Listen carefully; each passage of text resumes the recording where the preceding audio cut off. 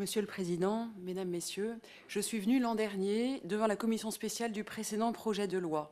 Et depuis, je vous ai écouté, j'ai suivi tous les débats.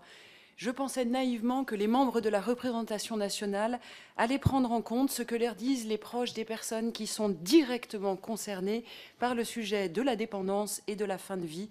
Et aujourd'hui, je ne peux plus vous cacher l'ampleur de mon inquiétude et de mon incompréhension que partagent de très nombreux citoyens.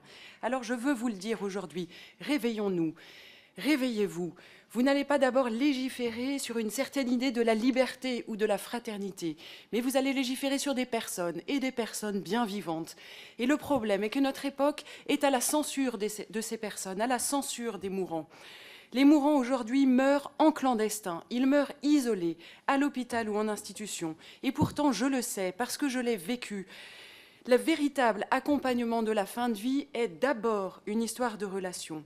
Le cri du « je veux mourir » n'est pas une demande positive. C'est avant toute chose un cri de détresse, c'est un appel à l'aide. C'est le cri des personnes qui nous disent, dans leur souffrance ou dans leur agonie, « Ne me laissez pas seule, je souffre trop, soignez-moi ». Mais l'euthanasie n'est pas un soin, ne sera jamais un soin et ne soignera ni leur solitude, ni leur désespoir, ni leur souffrance.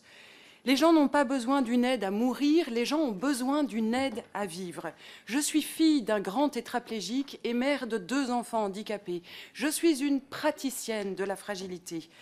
Je veux vous faire connaître, parce que je la vis, la pression collective que la légalisation de l'euthanasie et du suicide assisté mettra sur les personnes vulnérables.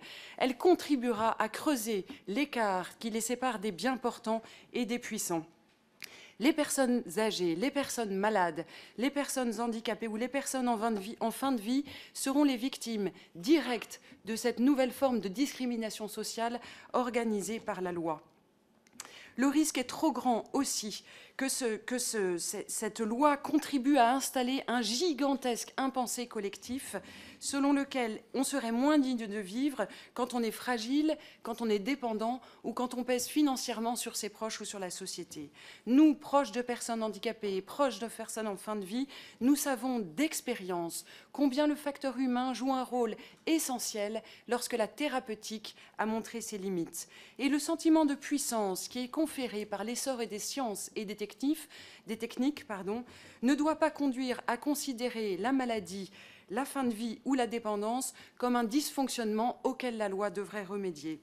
Aucun coût médical ne peut justifier de provoquer la mort d'un patient. Aucun coût. Ce serait un formidable constat d'échec. Ce serait celui de l'inévitable conflit entre individus et société qui conduit à ce moment tragique où l'on doit décider quel patient il faut laisser mourir. Et la société n'a pas le droit de s'intéresser de façon préférentielle aux cas qui en valent la peine. Personne dans cette Assemblée n'oserait remettre en cause la Déclaration universelle des droits de l'homme de 1948 qui place au premier rang le droit à la vie et à la sûreté de la personne. Depuis la Seconde Guerre mondiale, ces droits de l'homme sont la base de toutes les lois nationales et internationales et il serait pour le moins surprenant qu'on en vienne à l'oublier aujourd'hui.